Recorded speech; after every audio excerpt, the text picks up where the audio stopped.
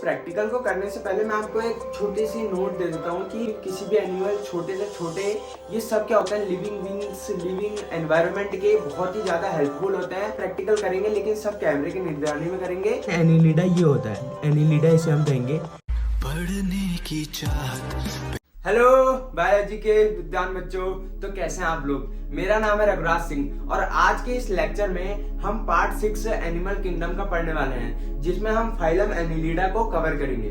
तो आइए phylum Annelida को हम पढ़ते हैं। ये फाइलम जो है 6th फाइलम है, इसको हम पढ़ते हैं। तो जो ये एनिलिडा वर्ड है ये 2 वर्ड से मिलकर बना होता है। एक होता है एनिलस, एनिलस का मतलब होता है रिंग और लीडस का मतलब होता है वॉर्म, यानी हम इसको रिंग वॉर्म भी कहते हैं। यानी रिंग वॉर्म क्यों कहते हैं, इनके जो बॉडी में होता है वो रिंग टाइप के स्ट्रक्चर भी बने होते हैं, गोल गोल टाइप, इसलिए हम इसको रिंग वॉर्म भी कहते हैं। और जो इसके हम जनरल कैरेक्टर के अंदर पढ़ते हैं। हम जनरल कैरेक्टर इसके होते क्या क्या है वो पढ़ते हैं।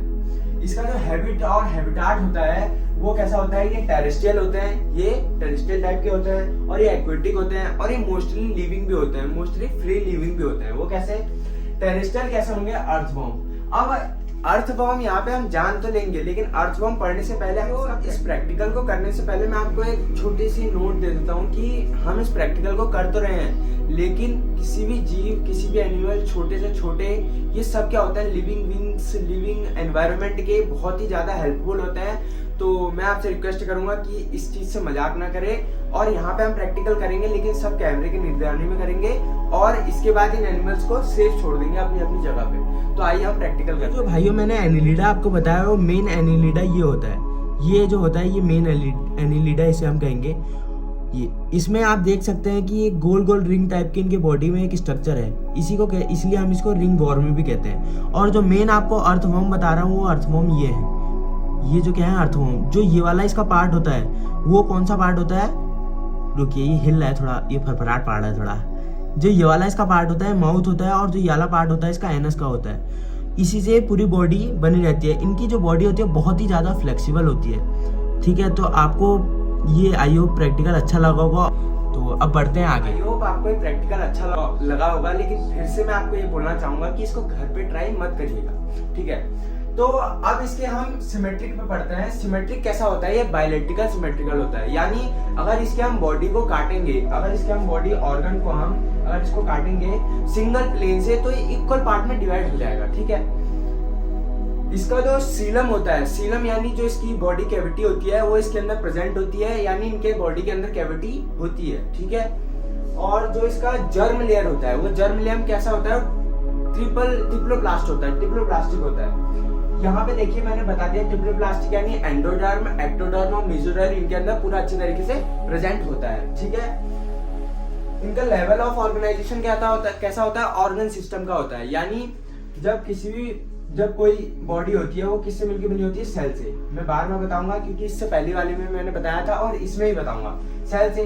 फिर बहुत सारे सेल मिला के क्या बनता है, टिश्यू बनता है, और बहुत सारे टिश्यू को मिला के क्या बनता है, ऑर्गन बनता है। और बहुत सारे ऑर्गन को एक ऑर्गन को मिलाकर, जैसे हमारा हाथ है, अब हाथ को मिलाकर एक हाथ दो हाथ, इनको मिलाकर एक पूरा बॉडी बनता है ना, तो उसी हिसाब से कई सारे ऑर्गन मिला के एक ऑर्गन सिस्टम बनता है, ठीक है। तो उसी ऑर्गन सिस्टम में ये होता है, यानी इसका लेवल ऑफ ऑर्गेनाइजेशन कैसा होता है, ऑर्गन सिस्टम का होता है। इसका इनके अंदर लोकोमोशन कैसे होता है, इनके अंदर लोकोमोशन जो अर्थ पे होंगे, यानी जो टेरेस्ट्रियल होंगे, जो अर्थ पे रहने वाले होंगे, उनके अंदर क्या होता है, मसल्स फाइबर होते हैं, उनके द्वारा ये क्या करते हैं, मूव करते हैं, मूवमेंट करते हैं। मतलब जैसे कैसे, एक सर्कुलर मस्कुलर होता है, एक सर्कुलर मस्कुलर फाइबर होता है, वो क्या करता है, मतलब इनके अंदर का जो मसल होता है वो सर्कल टाइप में मूवमेंट करता है, सर्कल टाइप में करेगा मूवमेंट, उससे वो आगे को लोकोमोशन करेगा, यानी एक जगह से दूसरी जगह जाएगा। और एक होता है लॉन्गिट्यूडनल, यानी रेंगते जाएगा।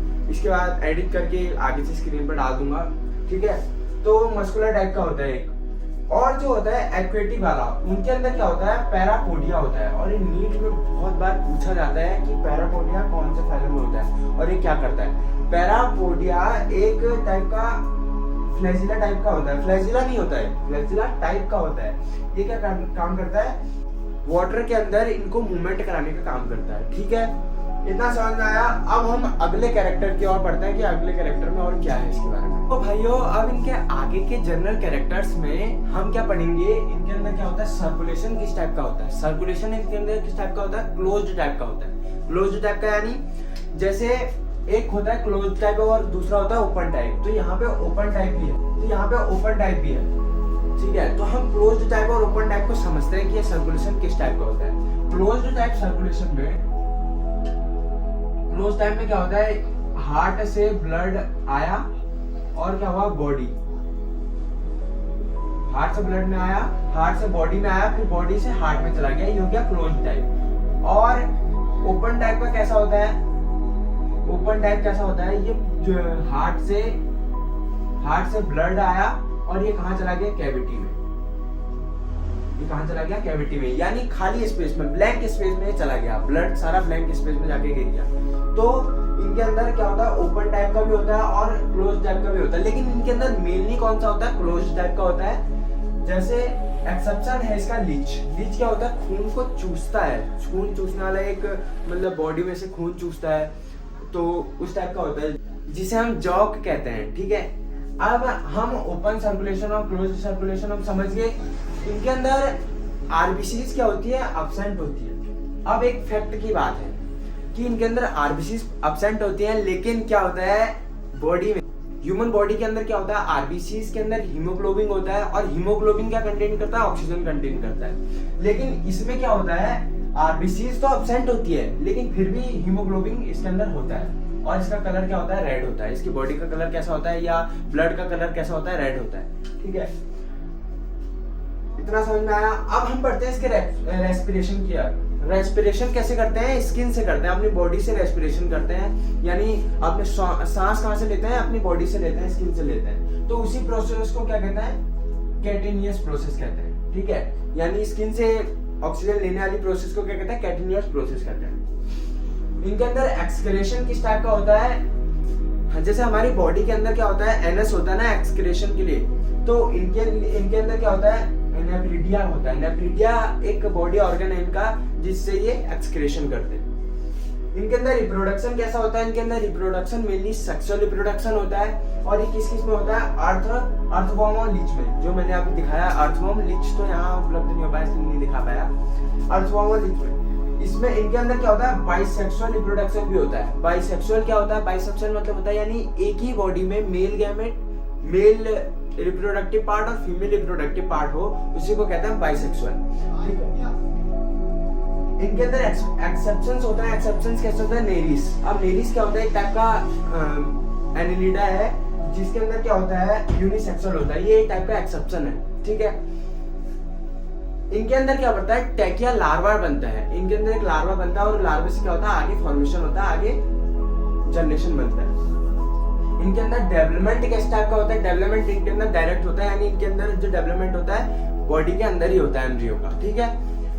कॉमन नेम इनका क्या कहता है, सेगमेंटेड वॉर्म कहते हैं। आप सेगमेंटेड वॉर्म क्यों कहते हैं, क्योंकि इनकी जो बॉडी होती है, ये बॉडी है इस टाइप की धारियां होती है, जैसे कि मैंने अभी आपको बताया, इसमें धारियां होती है रिंग टाइप की, इसलिए इसको रिंग वॉर्म भी कहते हैं और सेगमेंटेड वॉर्म भी कहते हैं। इसका जो एग्जांपल होता है वो नेरिस, अर्थवॉर्म और ईटीसी भी हो सकता है, ठीक है।